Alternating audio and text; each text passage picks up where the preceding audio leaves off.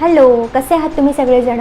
माझं नाव संजुक्ता आणि आजचा आपला टॉपिक आहे की ओव्हर थिंकिंग कसं कमी करायचं, गरजेपेक्षा जास्त विचार करणं कसं थांबवायचं.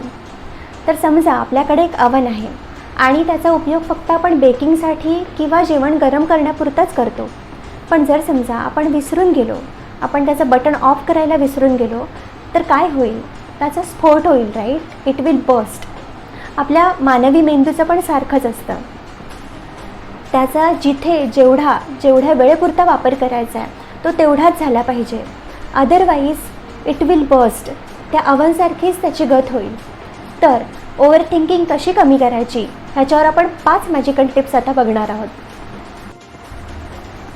Pinch yourself. जेव्हा आपण विचार करता करता स्वर्गात पोहोचलेले असू तेव्हा आपल्याला हलकासा चिमटा काढायचा. त्याने काय होईल तर आपण मेंटली अलर्ट हो, फिजिकली अलर्ट हो आणि आपण वास्तवात येऊ.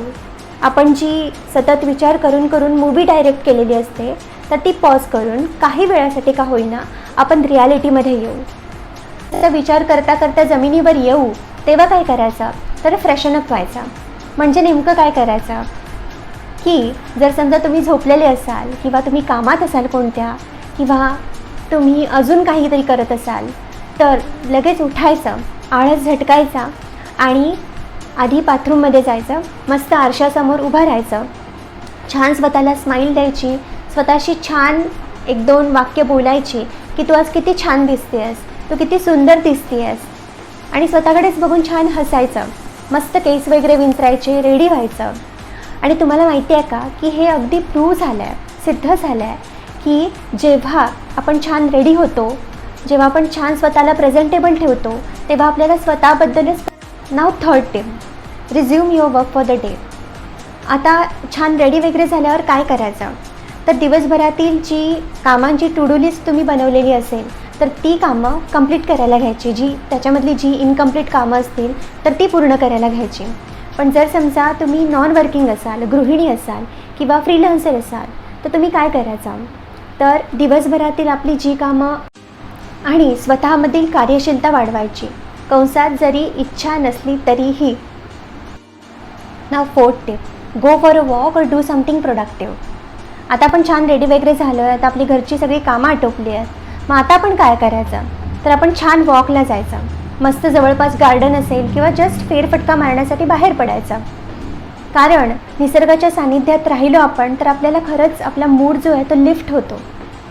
घरातल्या 4 भिंतींमध्ये राहून तेच बघून मेंदू कंटाळलेला असतो आणि त्यामुळे जेव्हा आपण बाहेर जातो, फळं, झाडं, पानं, फुलं हे सगळं बघतो तेव्हा खरंच आपला आत्मा रिफ्रेश होतो.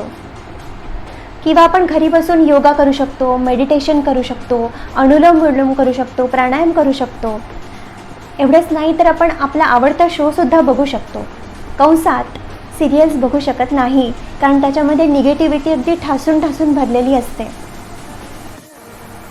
जर आपल्याला कुकिंगची आवड असेल तर आपण कुकिंग शोज बघू शकतो. जर आपल्याला वाचनाची आवड असेल तर खूप मोठ्या लोकांच्या इन्स्पिरेशनल स्टोरीज, आत्मचरित्र आपण वाचू शकतो.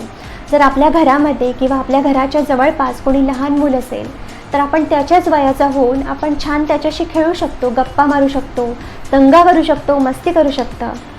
कारण तुम्हाला माहिती आहे का, सगळ्यात हॅपी जी असतात ना ती लहान मुलं असतात. कारण काल काय घडलं, आज काय घडणार आहे आणि उद्या पण काय घडेल याचा सगळा विचार करून ते डोक्याला शॉट्स देत बसत नाहीत. त्यामुळे ती सगळ्यात जास्त हॅपी असतात. जर तुम्ही आर्टिस्टिक माइंडचे असाल तर तुम्ही चित्र छान रेखाटू शकता, छान रांगोळी काढू शकता. तुम्ही स्वतःला पुश करायचं आहे स्वतःला आनंदी ठेवण्यासाठी. तर तुम्हाला क्लिनिंगची आवड असेल आणि समजा घरातील एखादा कोपरा त्याच्यामध्ये भरपूर अडगळ झाली असेल तर ती अडगळ तुम्ही पूर्ण काढून तो पुन्हा छान असं अरेंज करून ठेवू शकता, छान क्लीन करू शकता. Now the fifth and the last step, take a day at a time, know the worth of your time. आपण असे जगत असतो की आपण कायमस्वरूपी या पृथ्वी तलावर राहणार आहोत, आपण कधी जाणारच नाही आहोत निघून. तर तसं नाही आहे. आपल्यापैकी प्रत्येकाला या जगातून एक्झिट घ्यायची आहे.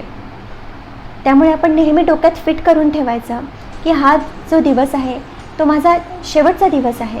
म्हणजे आपल्याला उद्या येईल की नाही ह्याची पण गॅरंटी नसते खरं तर माणसाला.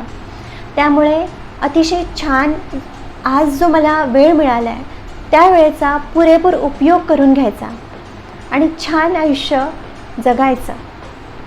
आय होप या 5 टिप्स आपल्याला ओव्हर थिंकिंग कमी करण्यासाठी खूप यूजफुल ठरतील. Thank you so much.